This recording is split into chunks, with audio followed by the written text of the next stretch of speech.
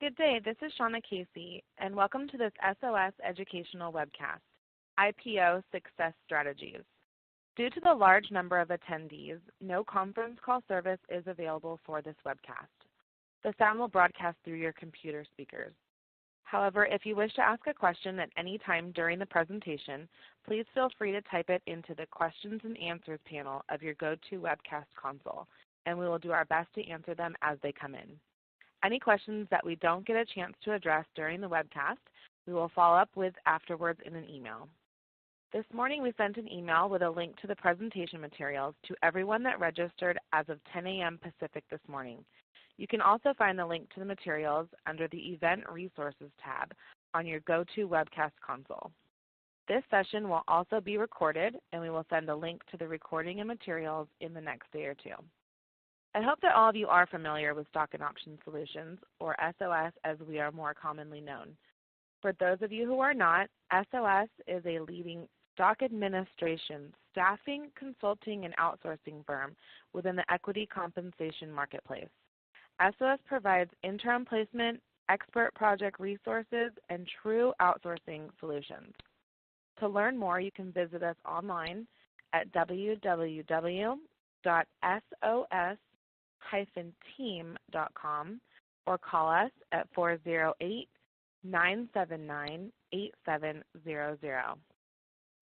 Next I'd like to introduce you to our speakers for today's session.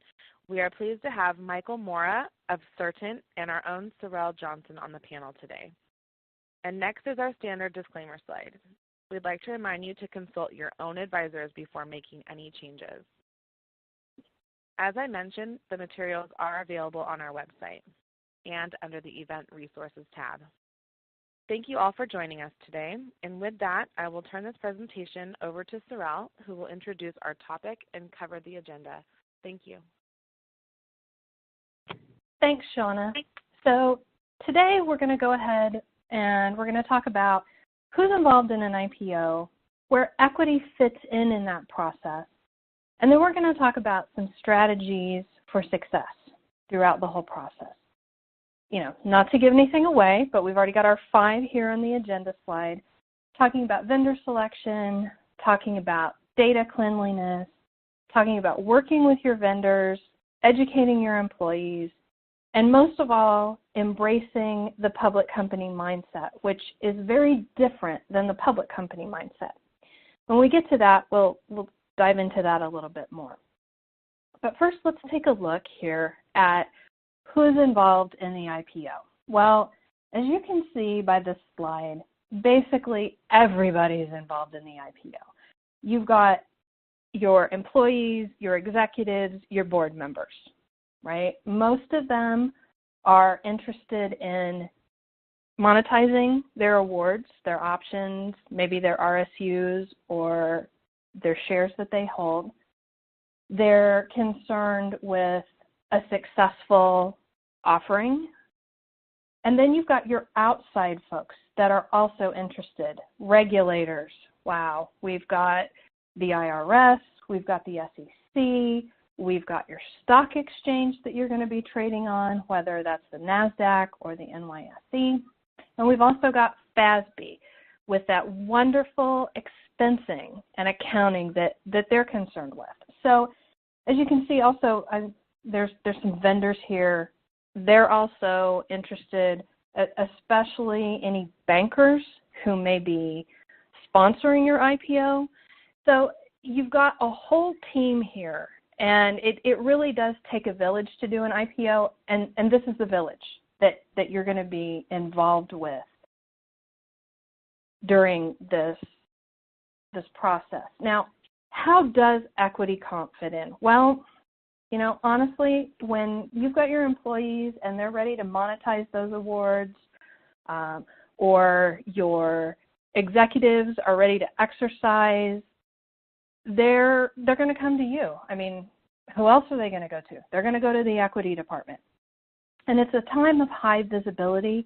Not only does the taxation need to be right and everything needs to be in line in terms of securities filings, but you're going to have something that you've never had before, and that is the public is also going to be looking at this, especially your Section 16 reporters. Those folks that are your executives, your board, your CEO, your CFO, maybe your head of marketing or your chief technology officer, all of their comp is now going to be under a microscope, and it's going to be out there in the public domain. And all of the rules disclosing every detail about their comp have to be followed. If they're not, then the penalties are very public. Disclosure in your proxy statement about how you were late. And so really all eyes are on equity at this point. So with that, no pressure. With that, I'm going to hand it over to Michael for him to talk about vendor selection. Great, thanks, Sorrell.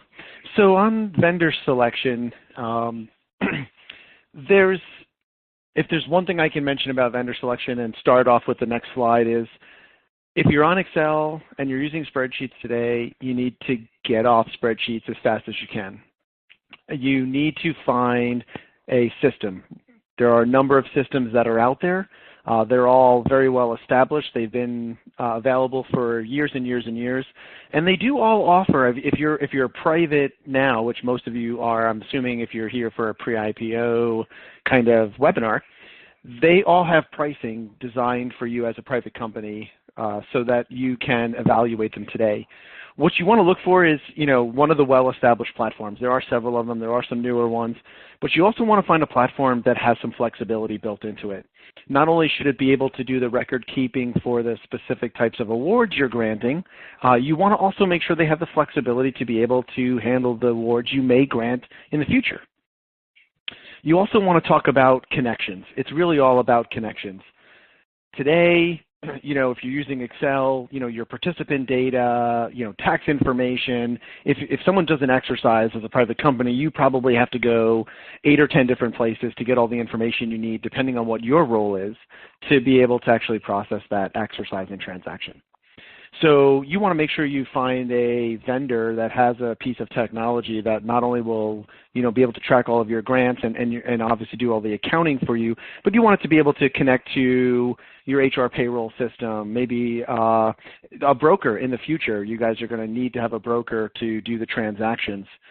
So you might also want it to connect to your transfer agent, if possible, to make that process easier. So you want to talk to them about not only what they can do from the tracking of your equity and the accounting related to that and the reporting of it, but how do they connect to some of your other systems that are available. Now, again, you can't have it all. So what is really important to do, if you're on Excel today and you think there's an IPO anytime in the not too distant future, I'm going to say 6 months, a year, or longer, now's a great time to start the process of figuring out your vendor for your equity system. But really what you want to start with is make a list of the things that are really important. Get the different people that are involved with equity compensation, whether it's the administrative side or the accounting side together, and talk about the things that are important. Make a list of those things. Maybe take some of the information we're giving you in this presentation and put that in there as well. And then go out to each of the different vendors and figure out which one is right for you. All the vendors will provide you with demonstrations of their application. They'll answer questions that you might have about just about anything related to their technology and the industry in general. One other thing you might want to think about is today, as a private company, it might be very easy for you to manage the day-to-day activity within your plan. Maybe there's not a lot of exercises that are going on, and maybe you only grant once a year, and maybe to some new hires. But you might want to think about full outsourcing or partial outsourcing some of the administration of your plan when you are a public company. A lot of the vendors that also offer technology also offer that as part of their service offering. So you could find the technology that you like today, and then after your IPO, you might be able to just transition over to a partial or a full administration service where they'll do a little bit more of the heavy lifting for you, and there'll be another resource for you depending on what kind of resources you may have available today. Obviously, there's lots of different costs. One of the things that we see, Sorrell and I have seen this probably hundreds of times, is equity is one of those areas. I mean, it costs millions and millions of dollars to do an IPO. And one of the things that gets forget all the time is the equity side of it. Yet, as Sorrell mentioned earlier, the people who are running your company have lots of equity and they want to get some of their money out of that equity. So make sure that they understand that there needs to be some money in this IPO set aside for managing some of the equity transactions that are going to take place, because there's a lot of, right now we're just talking about finding a technology vendor, but you're going to need to find a broker, you're going to need to find a transfer agent, not that they necessarily cost money, but there's time and resources that are involved with gathering that information and deciding and picking on one.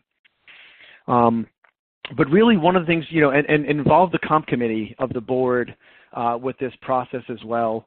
Today you might be issuing just ISOs and NQs, and they may be thinking down the road when you're a public company that there may be performance-based awards or, performance-based restricted stock awards, or maybe they might want to delve into the world of SARs or even potentially cash-settled awards. So make sure that the system can manage those things. Continuing on with that vendor selection concept, once you've kind of, in the process of making that list of the service model, think about your employees too. What do you want your employees to be able to see? Think about that service model. Do you want a full service broker? Do you want a discount broker? Make sure that your vendor can also provide advisory services. Make sure the broker can provide advisory services. You're not just looking, obviously you'd like to streamline the number of vendors that you have in this process. So some of those vendors also provide, professional services around the technologies. They provide advisory services. They can help you with, the process of getting through that IPO. And there are other companies out there that provide that as well, not just necessarily your technology provider. One of the other things you want to make sure of too is that you have technical capabilities, technical compatibility with whatever software platform you're using. So, most of the systems today are hosted. They're in the cloud. You access them over a browser. Sometimes you can even access them without your computer, whether it be on your phone or a tablet device as well. So, look at some of those things. When you get into the broker world, I mentioned discount or full service. There's going to be some advantages to a discount or over full service and vice versa. What are you looking to provide for your participants? And are you looking to make it just a simple, easy click of a button type transaction, or do you want them to have, an expert with a Series 7 license that can give them advice on when it's best to maybe sell or transact on some of their shares? And then also, do you want to deal with that broker in an omnibus or individual account setup? If you're thinking, you want each person to be able to have their own account, or if the broker is recommending that, there's a little bit more implementation time to set up, if you've got 300 participants, you got to set up accounts for everybody. And then obviously you also want to make sure that you can have a broker flexibility. So you want a technology platform that can work with many different broker platforms. And you also want to make sure that those brokers offer what we call a 10b5-1 provider and or service.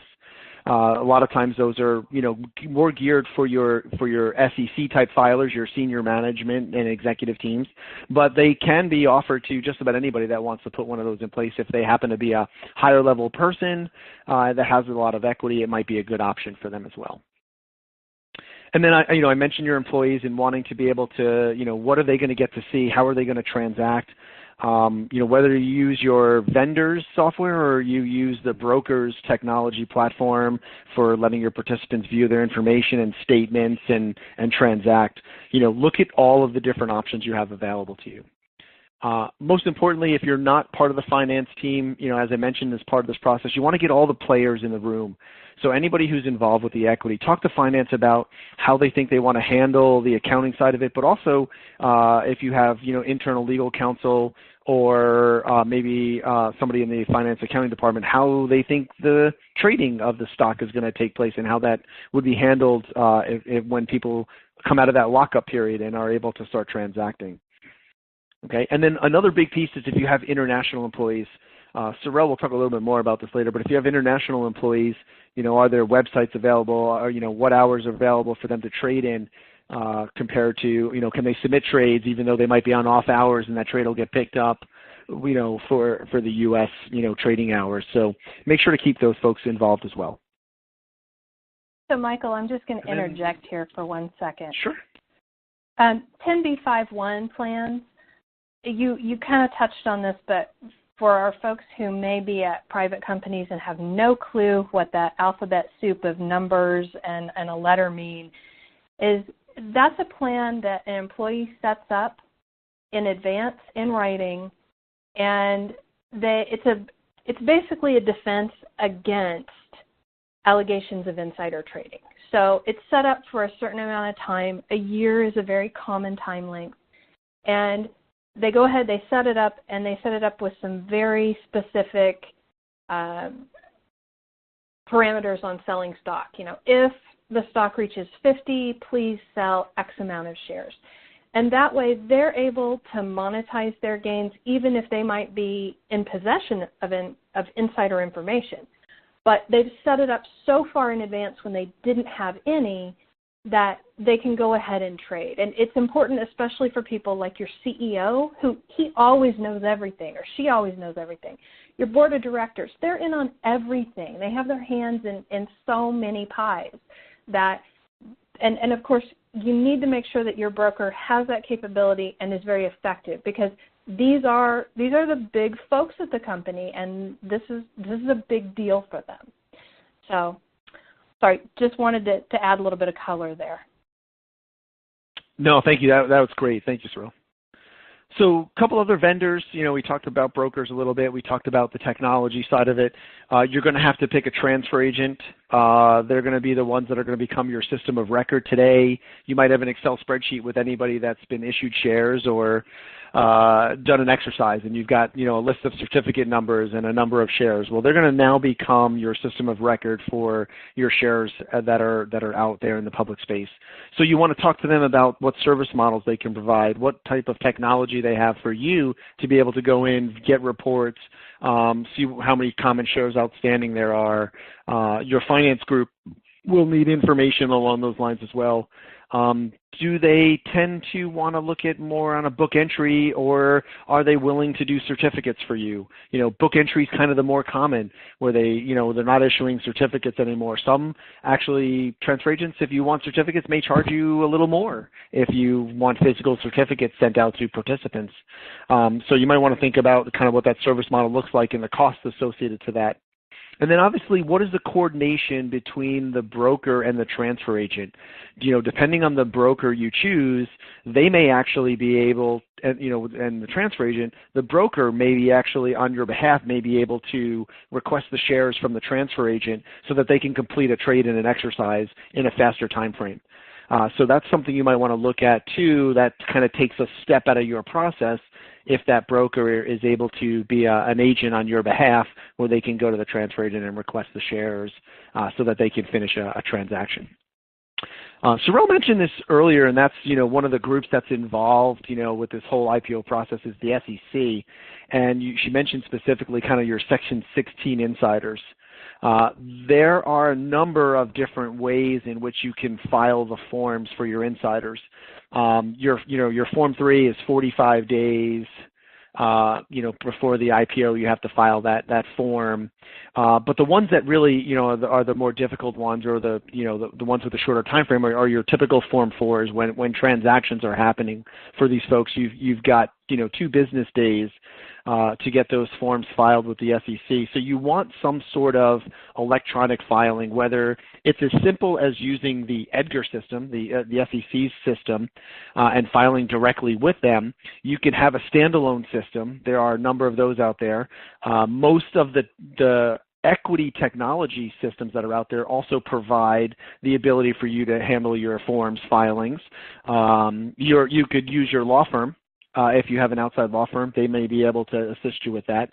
But something you need to think about, because it's something that you really need to have in place, or you should have in place, before you get anywhere near this IPO date. Because as I said, those Form 3s, need to be filed before the IPO. So you want to have all that information set up and ready to go. And having it in a system already is a great way to do it. Not that you couldn't do them outside the system and transfer that over later, but if you could get it done in advance, that'd be the way to go. All right, so we're going to move on to the next section, and I think Sorrell is going to take over from here. I am. We're going to talk about cleaning house. Now, everybody thinks, okay, well, my data is pretty clean. And, I've seen public companies who do have pristine data. They have great data, it's clean, it's complete. And I've seen private companies that it's a shambles. As Michael said, the time has passed, if you're contemplating an IPO, for you to be on Excel. You need to get a real system that is going to say to you when you put in employees into that system, do you have a social security number for this employee? Or is this employee a non-US employee and it doesn't require one? Systems will help you in some ways to clean up that data. And you may say, oh, well, she's going to talk about stockholder data too and tell us that we need to have clean stockholder data. That's not my problem. Well, it is, and here's why it is. The legal department may be the keeper, and you may not be in legal. Your outside law firm may be the keeper of this data. But all of this data is going to go over to the transfer agent. And honestly, the transfer agent is going to be your vendor. And so when they have a problem with data, they're going to come to you. And they're going to say, so can we, based on when this stock was acquired, do we need a legal opinion here? Can we go ahead and remove the legends off this certificate? And you're going to be like, So not only do you need to familiarize yourself with stockholders and their data, you don't have to commit it to memory, but you need to know generally is your information clean? Can you go to legal and say, hey, they're saying that the acquisition date on these preferred shares was January 1st of 2010. Is that true? Is it good? And the time to do this, again, is now. You don't want to be trying to clean this data up right after you've gone public in your 180-day lockup when you think, oh, I'll have plenty of time then. No, you really won't. Because at that point, the transfer agent, they're going to grind into overdrive.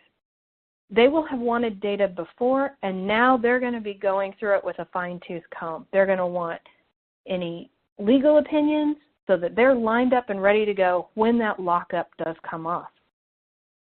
Now, just as Michael mentioned before, that the day of Excel has passed, the day of Excel has also passed for human resources. Human resources should be looking for an HRIS system. They may still be working on Excel, but they're going to move on to what I call a professional HRIS system, be it any of the big ones out there or even, some small players in the market. But they're going to be moving toward that. When they do, that's where you need to be at the table, and you need to talk with them and say, hey, what are we going to here? Are we going to Oracle? Are we going to Workday? What's going on? Because I'd like to set up links with your system and my system. How does that sound so that we don't have to send all this information back and forth? So make sure that you mention to them, much as you will bring them to the table when you go to select a vendor, you would appreciate the courtesy of at least being consulted or, brought to the table when they select their vendor. Now, let's say that they're already up and running on an HRIS system, so they're ahead of the curve. It's a good time to say to them, hey, you guys have got your data cleaned up. Why don't you send, a download over to me so that I can make sure that what I've got in my system matches what you've got in your system. Again, they're going to be a huge, invaluable partner on making sure that your data is clean and that everybody's in sync. as well as your payroll department. I've been at public companies where payroll was the first one to know about a termination. So it never hurts, even though you've checked your data against HR, never hurts to check it against payroll. Because let's face it, payroll knows soon when somebody terminates because they stop paying them. And it's conceivable that payroll might know before HR does. So make sure when you're checking the data, I know you've already checked it, but check it again. Check it against payroll. And again, when you sit down with payroll, say, like to set up an interface. It'll save us all a lot of time and a lot of heartache, and work with them, because this really is a team effort.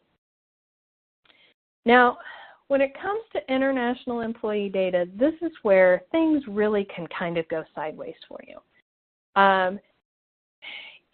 International employees, you may be dealing with international HR departments. They're not on the same time that you are, so it's hard to have real-time communication. You can't just walk down the hall and knock on somebody's door and say, hey, just wanted to check in. Or it's harder to discuss, this is why I'm looking for the data. They have their own, especially in Europe, data rules, so they may be kind of resistant to, well, I'm not sure that I want to send you any of this. We're not sure email is secure enough, which it probably is not. But nevertheless, you need to make sure that your international employee data is pristine and that you've got everything you need. Anybody who's been termed is really termed. Hopefully, that your company is going to say, look, we're using an HRIS system. We're using the same one company-wide. And everybody's going to get on board, and everybody's going to use it no matter what country they're in. That's going to make your life a lot easier. Now, if your international folks are already using their own HRIS systems, this is where it's going to get kind of hairy. Lastly, Section 16 filers. So I don't mean to beat the dead horse here. We've talked about Section 16 a lot. With that 2-day filing turnaround, it is vital to know what the Section 16 reporters' EDGAR codes are. And you're like, well, what's EDGAR? Well, as Michael mentioned, EDGAR is the system that the SEC has where you file your reports electronically. And every Section 16 filer is assigned their own personal set of codes. A login, a password, a CCC code. And if you have brand new Section 16 filers, so your CFO has never been with a public company before, this is that person's first go-round, you're going to need to apply for and get EDGAR codes on their behalf. Simple enough. However, what about your CEO? Your CEO who sits on the board of a publicly traded company. You need those codes. You can't just go apply for a second set. The SEC is actually fairly smart about that, and they'll be like, no, this person already has codes. Go find out what they are. So you need to make sure that you reach out beforehand and you have all of that data at your fingertips when it comes time, first to file the Form 3, and then subsequently when you have to make that 2-day turnaround on the reports.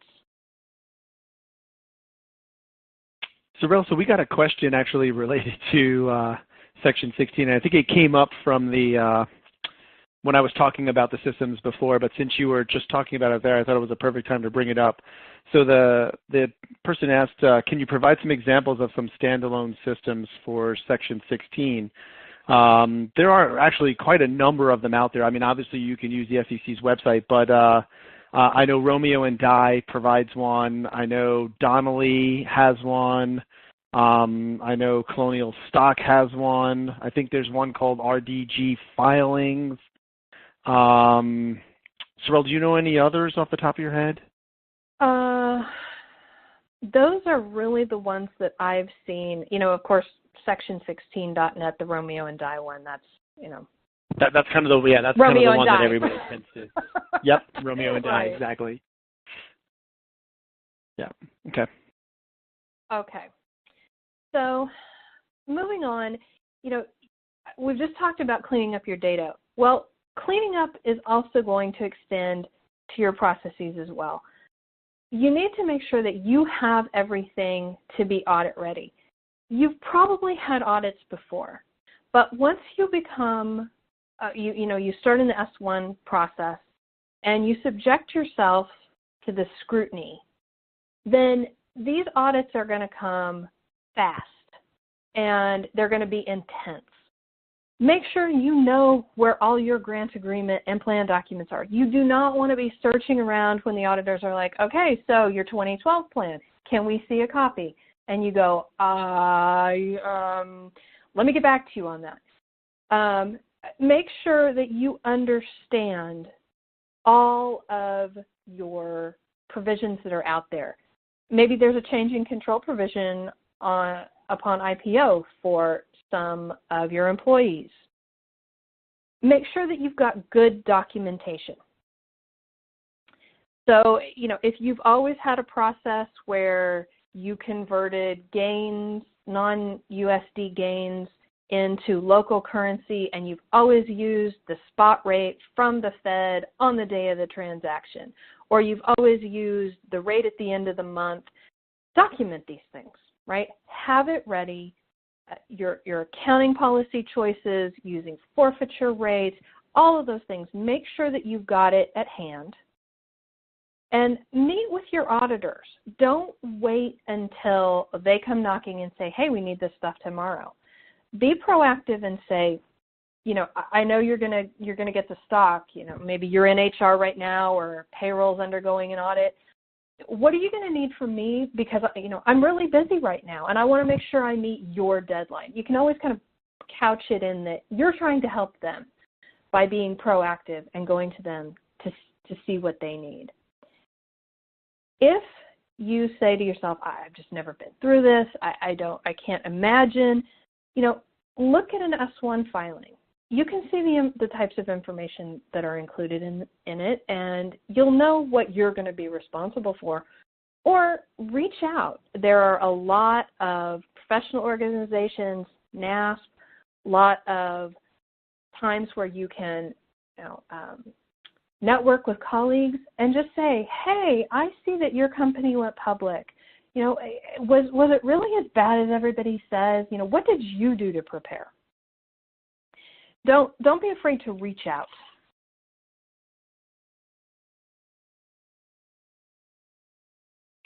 All right, so we're going to, sorry, go ahead, Sorrell. I was just about to say, so it looks like Michael is going to talk about vendors' needs. Sure. So just like you have needs, your vendors got some needs too, and to obviously to help you and provide the best service they can for you, you're going to need to help them help you.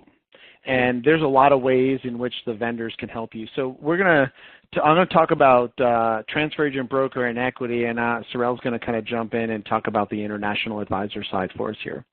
But again, on the transfer agent side, we're going to talk about shares. And really what we're going to talk about related to that are currently your unregistered shares. They're pre-IPO Rule 701. And any registered shares that you're going to deal with on post-IPO, and those that are going to be on your Form S8. They're going to be able to help you with those. You're going to have legends that are on those pre-IPO shares. They're going to be able to work with you to be able to get those legends removed. Make sure that they understand what's going to happen with any vested shares at the lockup and the release and beyond. So what can people do with vested shares, as of the lockup, after the lockup, and then going forward from there? I already mentioned, legend removal and legal opinions. One of the things they can also tend to help with is lockup agreements and that lockup period, timing there. They're going to need a lot of information for you during that time frame, before the IPO and during that lockup 180-day lockup period. They're going to be doing a lot of work, and as I mentioned, your Excel files are, hopefully you've taken our advice and moved into a system. You can get reports for all those shares that people own and hold, and you can provide reports to them of that data, and they can take that, and from that they're going to be building your initial share balances. Corporate actions, another thing that's very, very common during an IPO is a stock split. Whether it's a reverse stock split or a forward stock split, the idea generally of that stock split is it enables the company to get their stock price into the range that they want to IPO at. So you have to be ready for that corporate action. You've got to remember that a stock split is not as simple as everybody seems to want to believe that it is. If you're in a technology platform, you want to reach out to your technology vendor. They can help with that process. They can make it a very smooth process for you, and you can get that done. But from the transfer agent side, they're gonna need to know what the ratios are and how those shares are going to need to be rounded for fractional shares, and are we paying fractional shares out in cash, or what are we doing with those? So make sure to keep them in the loop. And then obviously, with the public company space, we have this thing for the brokers and the transfer agent called T+2. So it's trade plus 2 days for settlement. And what that means essentially is from the time that trade gets executed, there's 2 business days for those shares to get moved, the broker to do whatever selling and they need to do to kind of recoup the option cost, let's say, get that wired over to you, get that trade settled, get those shares into that person's account, or sell those shares and get the cash into that person's account. That link between the broker and the transfer agent, or the transfer agent and the broker, is a crucial one to make sure that you can have in place, and make sure you understand how that works to make sure that T+2 gets done. And then obviously another big thing you want to talk to your transfer agent about is, 2 things. Obviously, what are their capabilities for reporting and online access, and whether or not you're going to deal with book entry and certificates. I will just state out, from my experience, book entry is by far the most common nowadays. Very few people are using physical certificates. Lots of companies years ago went out and tried to get all the physical certificates back from people because it's just something that the transfer agents and the companies just don't want to deal with managing those physical certificates when people lose them or misplace them, and so on and so forth. So if you issued physical certificates to some of your participants, you may want to go get those physical certificates back when you're ready for that IPO, get them set up as book entry so that you don't have to manage the, hey, I lost my certificate 8 months after the IPO, and now you got to figure out how to prove that person had those shares, so on and so forth. So just a piece of cleanup advice when we talk about, when Sorrell was talking about all the data stuff, something to think about is maybe you want to deal with getting rid of the certificates. Okay.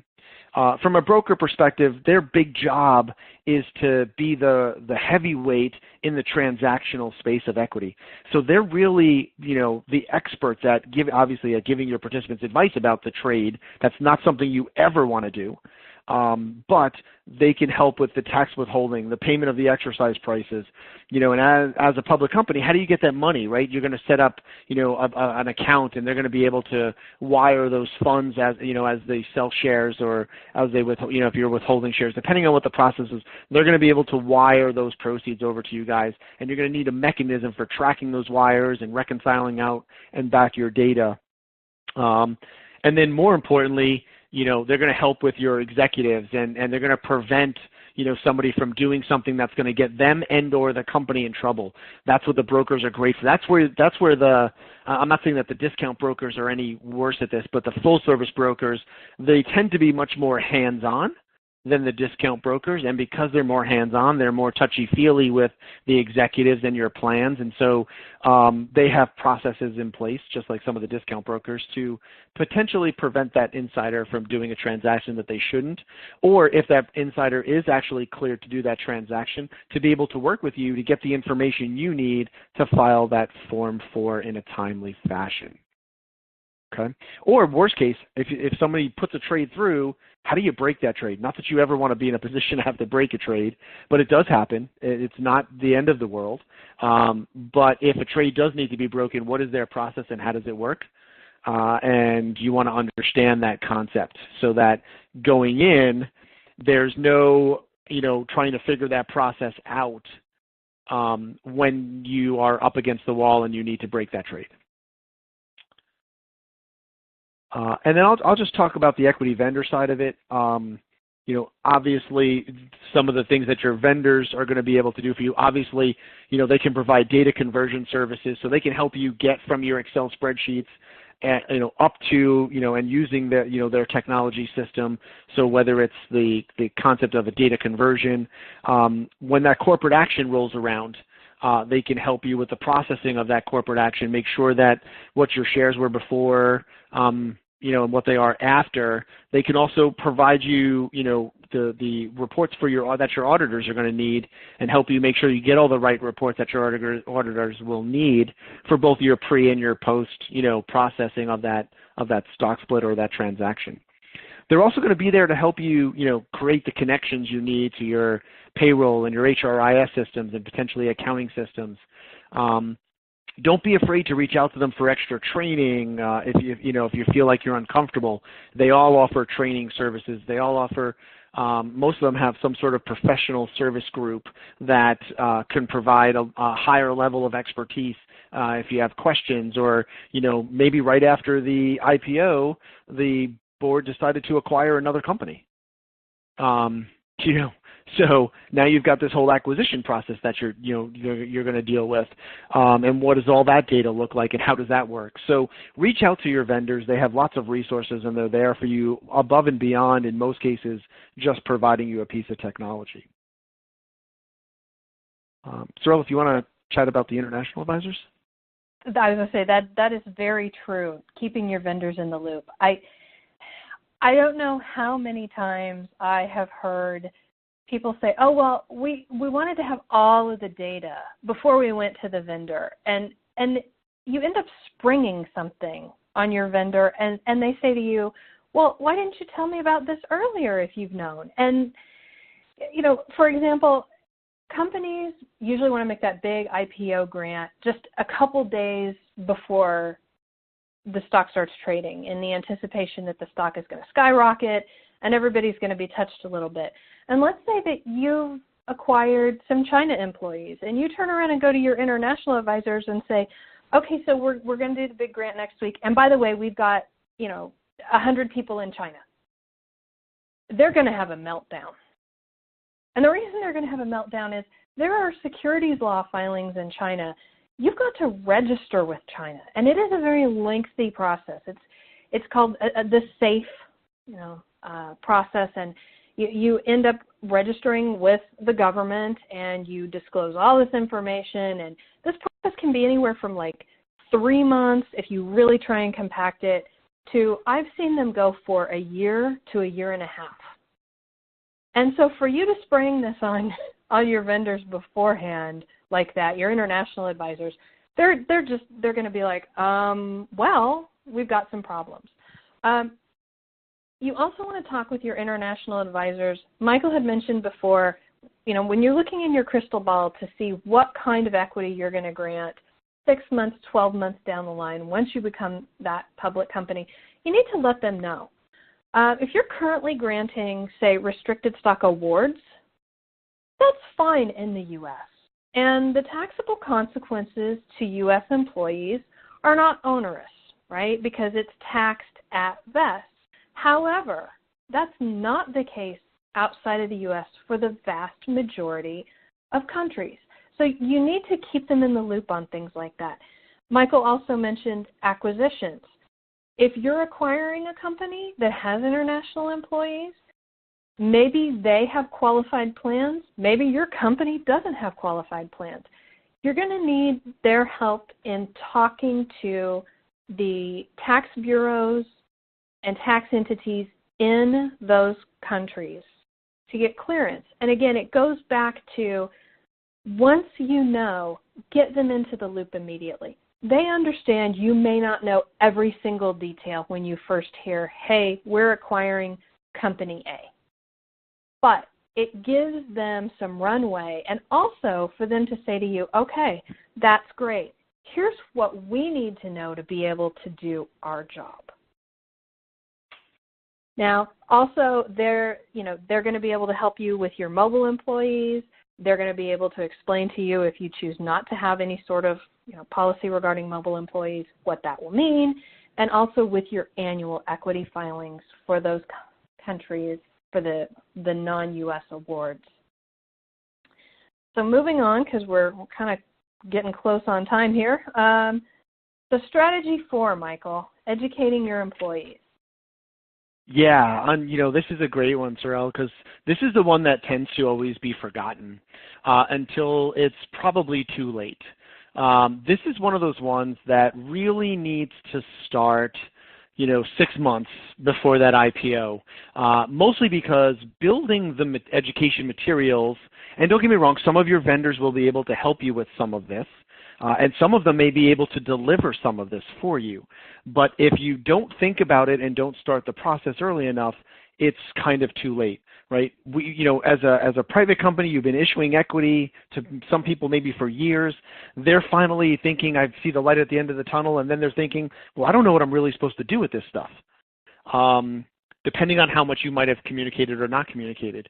But you need to think about those internal communications, and the ones that you really want to think about is, talking about things that are going to be new. You're going to have an insider trading policy, which you didn't have before. How do you communicate that insider trading policy? How do you make sure everybody understands it? Very, very common that we get a new plan and maybe new grant types when that IPO happens. You might be issuing just plain vanilla ISO NQs today, and as I said, they may be planning on a new performance-based award or, restricted stock where, the participant doesn't get to choose when that tax event happens. It just happens, and then they have to pay taxes. So you want, and another thing that tends to happen that's not usually available in a private company is an employee stock purchase plan. If you want to think about that, or you're thinking that an employee stock purchase plan should be in place, excuse me, that's something you want to be thinking about before that IPO as well, because it takes time to draft that plan up, get it in place, and then more importantly, educate the employees on the huge value that can come from a properly set up employee stock purchase plan. You may not grant equity to everybody, so an ESPP may be a way to give everybody that feeling of ownership now that there's an IPO happening. So just, think about all those communications, leverage your vendors as much as possible with that as well. Very good advice, Michael. And, also don't be afraid to tell employees something, repeat it, and then say it yet again. Repetition drives it home. You need to also let them know and manage expectations with them. They probably are aware of the lockup, but if they're not, it doesn't hurt to mention that. They're going to come to you and they're going to ask all sorts of questions. You'll be inundated with questions, and you will find that those questions tend to be along the same lines. If that's the case, then you can guarantee that there are other people out there, other employees with the same questions who just either haven't had the time to contact you or are a little too shy to speak up and send an email and say, hey, I had this question. It's a good time to just anticipate those questions, jump all over it and say, okay, so here's what's going to happen. Once we go public, we've got this 180-day lockup. During that time, you can do this, but you can't do that. Make sure that you spell it out. Don't be afraid to take it down to simple building blocks.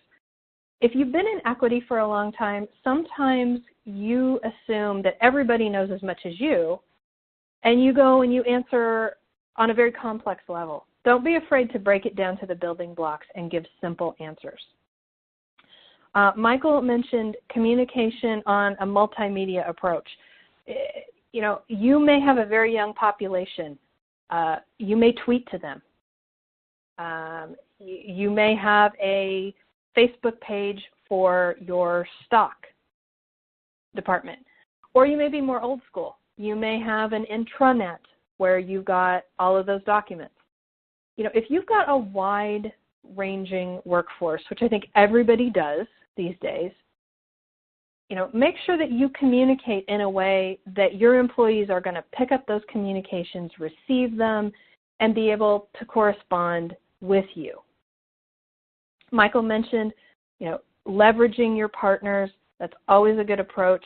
Lots of times they may be able to help with the multimedia. I've seen some brokers who help get videos put together. That's great. Again, condensing things down to maybe a 90-second video, a small bite that can be easily absorbed is great.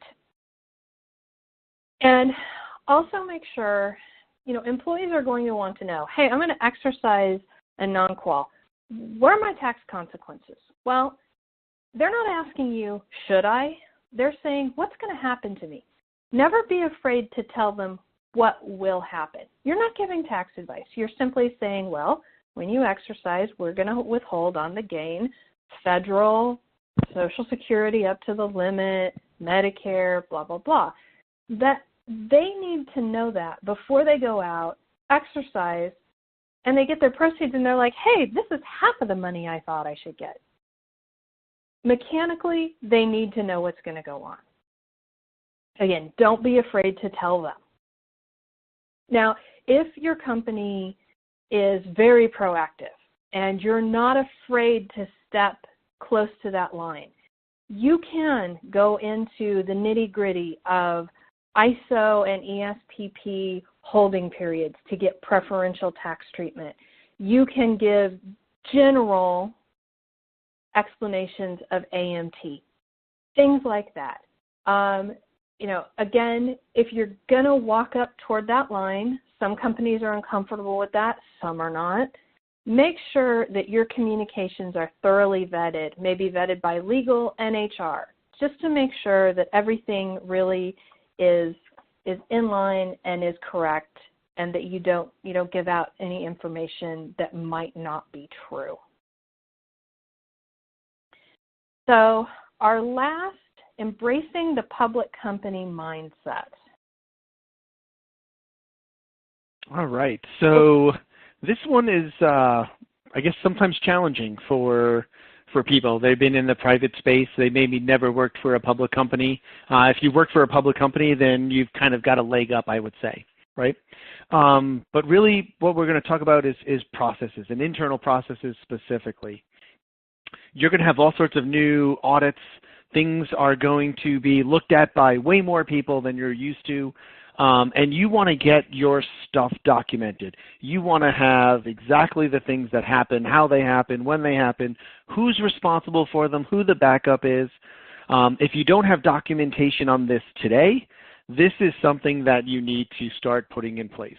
On your granting process, your exercise process, terminations, your accounting group, if you're more on the admin side, your accounting team should have a process set up on how they handle all their accounting for their, what they're going to now have to deal with, which is their 10Ks and their 10Qs on a quarterly and annual basis. And then more importantly, you may already be doing some of those, but if you're not, and you're not used to these big SOX controls audits, you're going to want to reach out to the auditors, and you're going to want to know what they're looking for. See if you can get with them ahead of time to want to know what they're going to want to see from your perspective in your world of equity. What do they need to audit about what you're doing on a day-to-day basis? And some of that information can, is easy. You can make it as simple as possible sometimes, and sometimes they want it more complicated depending on how your process is. There may need to be more touch points. There may need to be more checkpoints in that process. But you want to talk about, when I'm talking about, documenting these internal processes for your audits, you want to have all the touch points, and you want to make sure that you have it step by step and who's responsible for it. Sorrell, you want to take that last section for us? That I'm happy to. And, everything that Michael said, it's true. This is going to be like a whole new world in stock administration. And along with all of these new processes and, checks and balances, so to speak, is going to come a change in your administrative mindset. No longer can, a couple of employees swing by, drop off some exercise paperwork, and you're like, well, I can, I'll get to that tomorrow. Everything is now real time. There are now real deadlines that loom. And the SEC, let me tell you, they don't move deadlines for anybody. The brokers aren't going to move deadlines because you didn't feel like processing the trades that day. They're going to settle them on Trade Plus 2 whether you felt like working on them or not. I mean, in all honesty. And this is now going to become more urgent and more time sensitive. Your afternoons are not going to be the relaxed afternoons that they used to be. After the market closes, there are definitely going to be tasks that you need to take care of. And, along with that, basically, not only are you going to need to process in real time, but your employees are going to be receiving data in real time. And they're going to expect to see data in real time. You're going to need to communicate with your partners in your other organizations like HR and payroll and accounting. Payroll is going to have to turn taxes over to the IRS. They need that data immediately. Now, this sounds very scary. And it probably is scary, especially, you're sitting there and you're like, I'm just an accountant and stock just was kind of pushed on me when I got here. Or maybe you're in HR and benefits and you're like, I just do this as part of my job. So part of the change in administrative mindset is you now need to raise your hand in your organizations and say, guys, at an IPO, this is going to become all too complicated for me. I'm an expert in comp and benefits, or I'm an expert with the GL. I'm not an expert here. And at that point, your organization needs to recognize it's time to bring in an expert. It's time to bring in somebody who has done all of this, who does this, that's their sole job. And, I can't emphasize this too strongly, because failure at these things, not only will you fail in the employee's eyes, but failure to comply with all of this and not be accurate and have a process breakdown can result in what's called a material deficiency. It's important enough, we put it on the slide at the bottom, and it's basically bold, red. And what's a material deficiency? Well, that's where you have to the company has to report, hey, we couldn't get our act together enough to make sure our processes that, in these numbers that we calculate to publish in our Q and our K, we couldn't really, we had a problem and we had some inaccuracies here. That's not good. Stockholders don't think it's good. Management isn't going to think it's good. So it's important that all of this flows. It's important that you move yourself into this mindset. And if you can't or you don't want to, it's important that you get somebody in there who can. So with that, we are 2 minutes before time. Looks like our questions mostly came in as we went. So I think what I'm going to do is I'm going to turn this back over to Shauna, unless you have any closing remarks, Michael. No, I think I'm good. I didn't want to take up any time. I know Shauna needs to kind of close this out. So. Great, thank you. I'm just switching over to the contact information slide here in case you do need to reach out to Sorrell or Michael with additional questions. I would like to thank Michael and Sorrell who joined us today, and thank all of you for attending today's educational webcast. Please do look for an email in the next few days with links to the recording and materials. Thank you again, and have a wonderful day. Bye-bye.